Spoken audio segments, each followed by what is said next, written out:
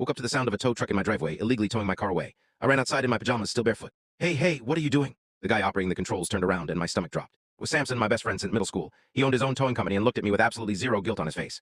This is illegal repossession. Step back, he said. I couldn't believe what I was hearing. Legal repossession? This is my car. I own it. I yelled at Samson. I can't get to work without it. Samson grinned at me. Well, you should have thought about that before being selfish. He went back to towing. That was the exact moment I realized what this was all about and just started laughing.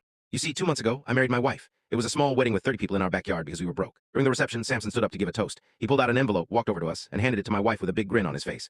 I know you guys are struggling right now, so I got you something special. She opened it. Inside was a lottery scratch ticket. Everyone laughed. Classic Samson, always the joker. My wife grabbed a coin from her purse and shrugged. Might as well. She scratched it right there in front of everyone. 1 line, 2 lines, then she stopped. The table went quiet because her hands were shaking. Oh my God. I looked at the ticket. Then I grabbed it out of her hands because I didn't believe what I was seeing. We won a car, a brand new car, at our own wedding from a scratch ticket. Whole reception exploded. People were screaming and crying and trying to hug us. Our old car had died 2 weeks before the wedding, but we had no money to buy a new one and no idea how we were going to get to work. Well, this felt like divine intervention, like the universe was finally giving us a break. Samson was the hero of the night. Everyone kept buying him drinks and slapping his back. He soaked it up, loved every second. And a few hours later, he pulled me aside. His face was different now. No smile, no warmth. So I've been thinking, he said. I gave you that ticket. Technically, that car is half mine.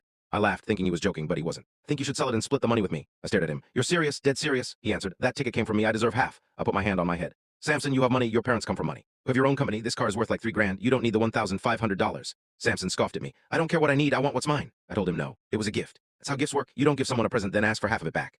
He stared at me for a long time without blinking. Then he turned around and walked away. Didn't say goodbye, just left. That was 2 months ago. He hadn't spoken since until right now. I grabbed his arm in my driveway. Stop right now. He shoved me off hard. I told you legal repossession. There's nothing you can do. Repossession for what? I own this car. There's no debt. He smiled. That same smile from the wedding. Then he reached into his truck and pulled out a stack of papers. Paperwork says otherwise. He shoved them into my chest. I looked down. Repossession order for my car. Towing authorization. All of it looked official. Stamped with Hollow Towing's logo. Samson climbed back in the truck and the engine roared as he started pulling away. My car, the car my wife and I used to drive to work, being stolen by the guy who handed it to us. Pulled out my phone and recorded everything. Then I called 911. Samson Holloway is stealing my car from my driveway. He owns Hollow Towing. Police arrived in 8 minutes. Samson was already gone, but I had the footage. The officer looked at the repossession order, then pulled up my registration and ran a check on it. It came back clean, he said. These documents are forged. Create a fake repossession order using his company's letterhead. That's not just theft, that's fraud.